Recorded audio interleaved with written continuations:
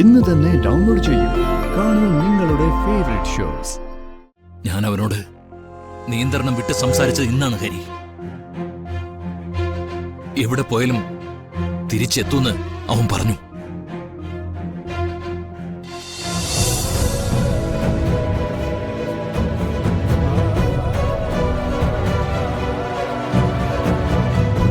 നിത്യ,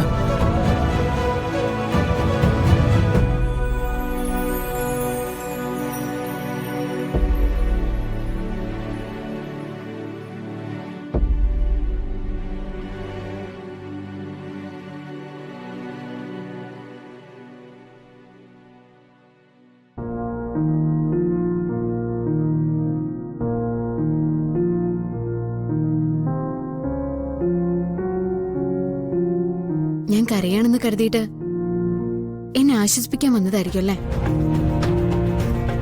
കരയുന്നില്ല എന്നെല്ലാരും പറഞ്ഞു. അത് പുറത്തല്ലേ? ഒരു വിഡ്ഢിയുടെ യാത്രയായിരുന്നു എനിക്ക്. ജീവിതം പിടിച്ചു നിർത്തി നല്ല വഴി കാണിച്ചു തന്നിട്ടും അതിന്ന് തെന്നി തെന്നി ആപത്തിലേക്ക് പോയൊരു വിഡ്ഢി.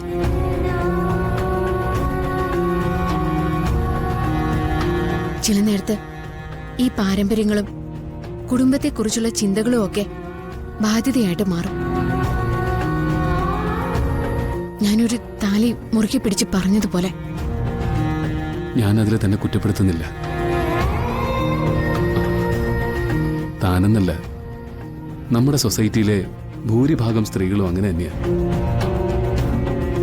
യാഥാർത്ഥ്യങ്ങളെക്കാൾ കൂടുതൽ താല്പര്യം ബാധ്യതകളോടാ. താൻ മാത്രമല്ല, എല്ലാരും അങ്ങനെ തന്നെ ഇല്ലാതാവുന്നത്. തൊട്ടു മുമ്പ് ഞാൻ രക്ഷപ്പെട്ടു.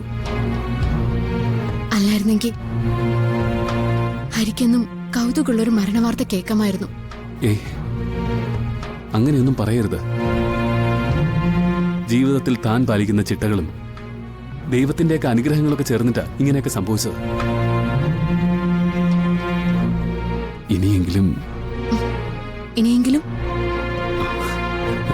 ഇനിയെങ്കിലും തനിക്ക് ആ പഴയ ജീവിതത്തിലേക്ക് മടങ്ങാമല്ലോ.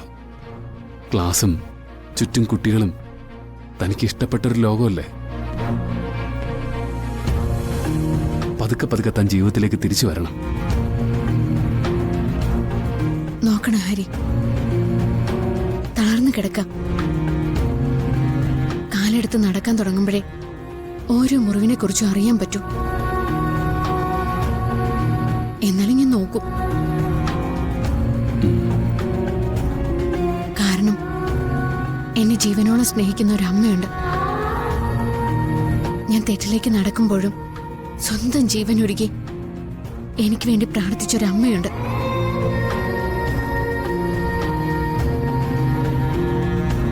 നിനക്കെന്തെങ്കിലും കടമയുണ്ടോ എന്ന് എന്നോട് ചോദിച്ചാ ഞാൻ പറയും,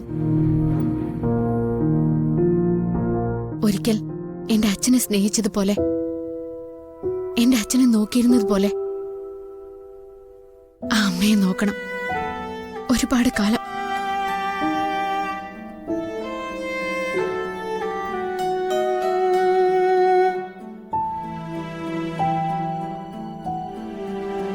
മനസ്സിലെ മുറിവുകളൊക്കെ പെട്ടെന്ന് ഉണങ്ങട്ടെ. ഞങ്ങളൊക്കെയുണ്ട് കൂട്ടിന്. അല്ല, ഞാൻ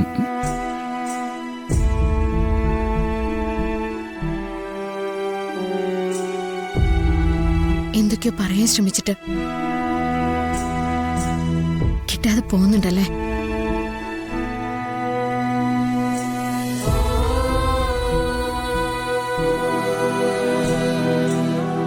ശരിയാ, ചില വാക്കുകളൊക്കെ മുറിഞ്ഞു പോവാ.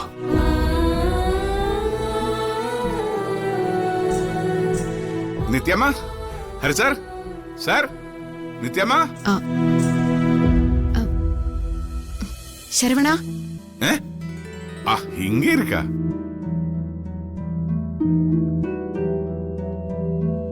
അമ്മ വന്നാച്ച്. ഞങ്ങളൊന്ന് സംസാരിച്ചിരിക്കുകയായിരുന്നു. നന്നായി. ഒരേ മനസ്സുള്ളവര് പരസ്പരം സംസാരിക്കുന്നത് നല്ല കാര്യമാണ്. എന്തിനാ പോലീസുകാരെ വിളിപ്പിച്ചത്? എന്റെ മകന് അമ്മയെ കാണണം.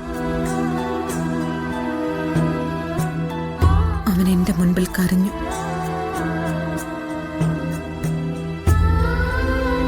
ജാമ്യത്തിലെടുത്ത് കൂടെ കൊണ്ടുപോകാൻ കാല് പിടിച്ചു കരഞ്ഞു.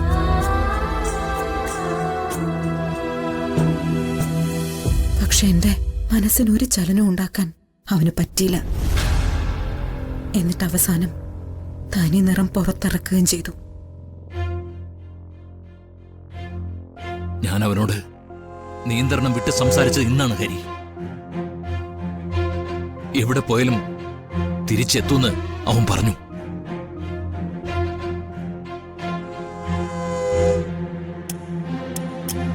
തിരിച്ചെത്തിയ അവനെ കൊല്ലുമെന്ന് ഞാനും.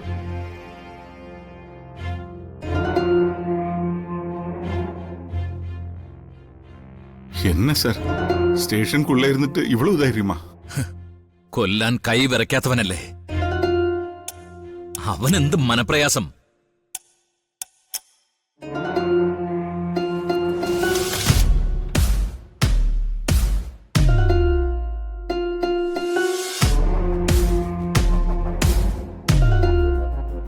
അമ്മേ, ഓർമ്മയുണ്ടല്ലോ നിനക്ക്? നമ്മളെ കൊല്ലാൻ വേണ്ടി ആയുധം എടുത്ത് നടന്നപ്പോ പോലും മോനെന്ന് വിളിച്ച് ഈ മടിയിൽ കിടത്തിയിട്ടുണ്ട്.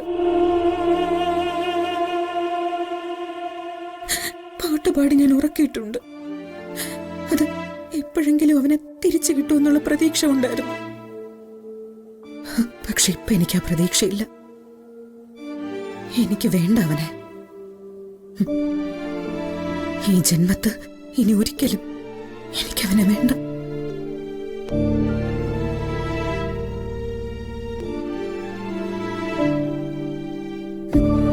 അമ്മേ,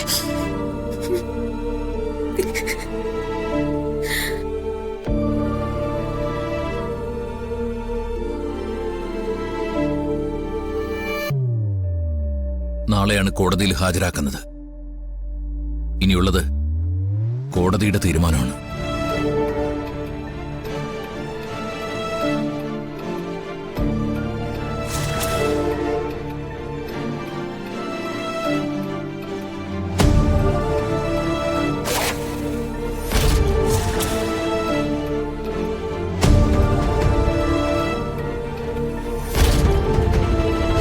എന്റെ മകന്റെ സ്ഥാനത്ത് ഇപ്പൊ നീ ഇല്ല. നീ അവസാനിച്ചു. എന്നേക്കുമായിട്ട് അവസാനിച്ചു. നീ ഇതിനകത്ത് കിടന്ന് ചത്താ പോലും ഇനി എന്റെ മനസ്സലിയില്ല. ഒരു വിട്ടുവീഴ്ചയും ചെയ്യരുത് അവനോട്. ക്രിമിനൽ, കൂട്ടും ക്രിമിനൽ.